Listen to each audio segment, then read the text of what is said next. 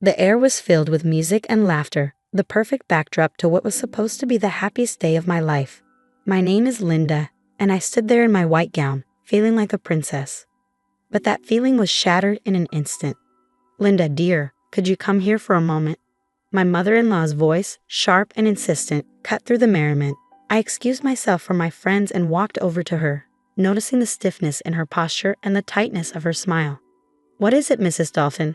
I asked, trying to keep my tone pleasant. It's about the way you look at me, Linda. I know a look of contempt when I see one. I'm your husband's mother, and I deserve respect, not disdain. Her words, laced with accusation, took me by surprise. Mrs. Dalton, I assure you, you're mistaken. I have nothing but respect for you, I replied, feeling a wave of confusion. Respect? Ha! I've seen the way you roll your eyes, the little sighs when I speak. You think I'm blind? You've turned my own son against me. Her voice rose, drawing the attention of nearby guests. Mom, what's going on here? My husband, Mark, joined us, his brow furrowed with concern. Your wife, she's been disrespectful to me, always looking down on me. And today, on your wedding day, she's been the worst. Mrs. Dalton's voice broke, tears welling in her eyes. Linda, is this true? Mark looked at me, his expression a mix of disbelief and rising anger. No, it's not true. I've done nothing of the sort, I said firmly, feeling a growing sense of injustice. She's lying. Mark, I'm your mother. Would I lie to you? Mrs. Dalton sobbed, clutching his arm. In a moment that felt surreal, Mark's hand came up and struck my cheek in a stinging slap. The sound echoed in the sudden silence, and I stood there, hand to my reddening cheek, as the room full of guests stared in shock. How could you? I whispered, not to Mark or Mrs. Dalton, but to the universe that had allowed this to happen.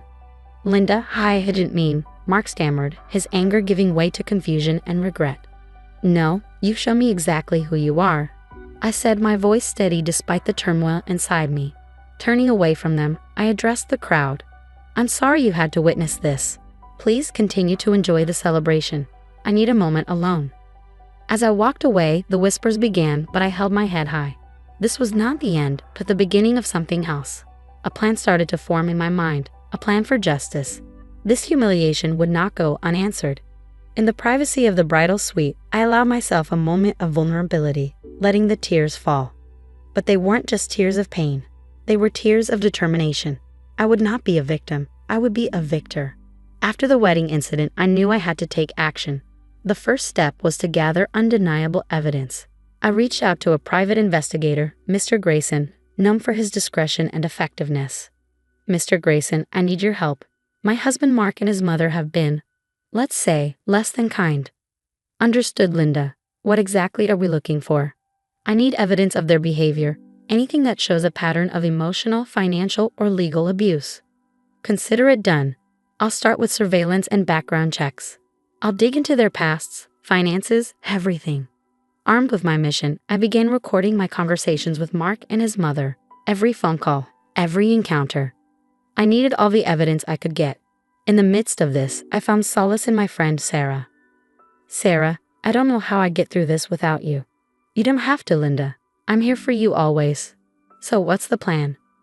I'm collecting evidence. Mr. Grayson is helping too. I want to expose them for who they truly are. Be careful, Linda. They won't see this coming and they'll be furious. I know, but I couldn't let them get away with it.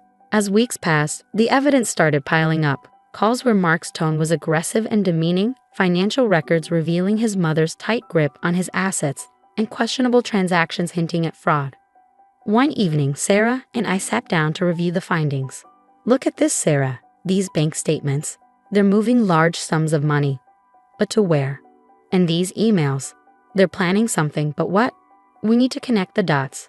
This is more than just emotional abuse. It's a web of lies and manipulation. Linda, we're onto something big here, Sarah said, her eyes wide with realization. The more I delved into the evidence, the clearer the picture became. Mark and his mother weren't just toxic.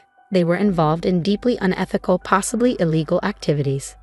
Sarah, I think they're embezzling funds from Mark's company. These documents, they're incriminating. Linda, this is serious. You need to be cautious. They won't take kindly to being exposed. I know, but I can't back down. Not now. The evidence was overwhelming, not just of their cruelty, but of their criminality. It was time to make a plan to bring them to justice and reclaim my life. Sarah, I'm going to expose them publicly. Linda, that's risky, but if anyone can do it, it's you. With Sarah by my side and the evidence in hand, I felt a renewed sense of purpose. I wasn't just fighting for myself anymore. I was fighting for justice.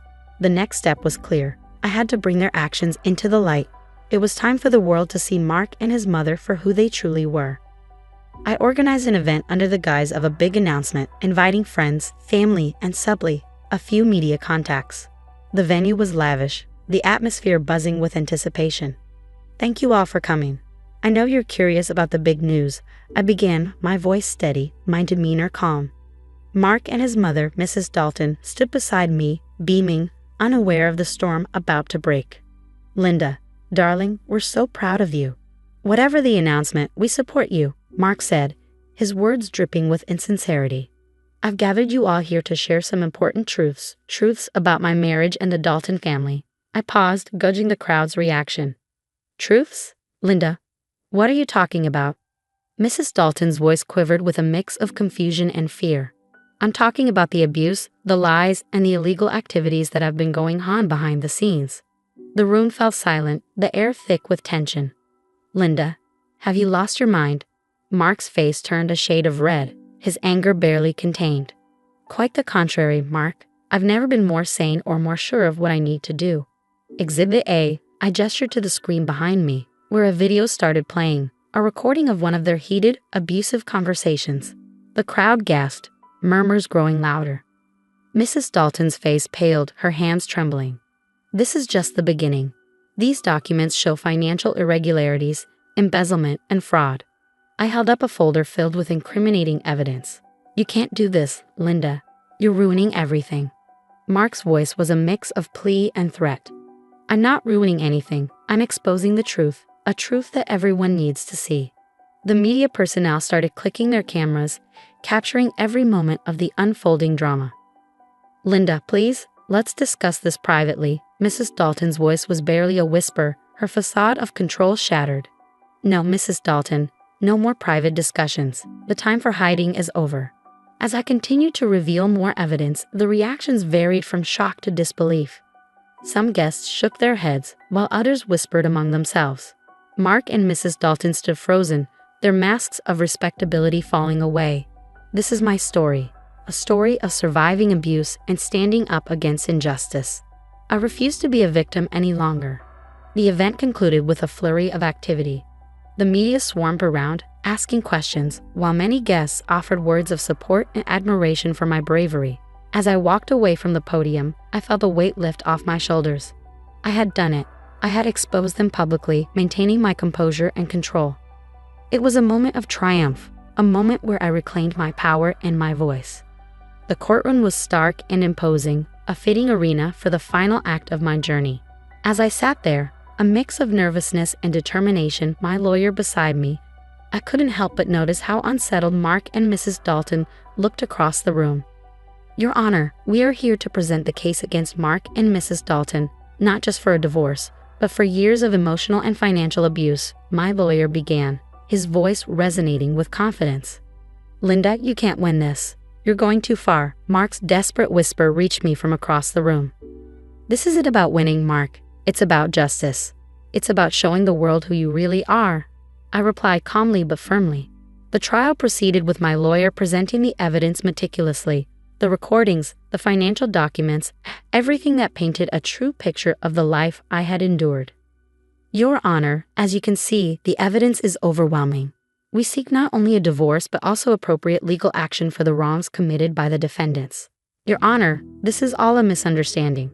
Linda is exaggerating. Mrs. Dalton's plea sounded hollow, even to her own ears.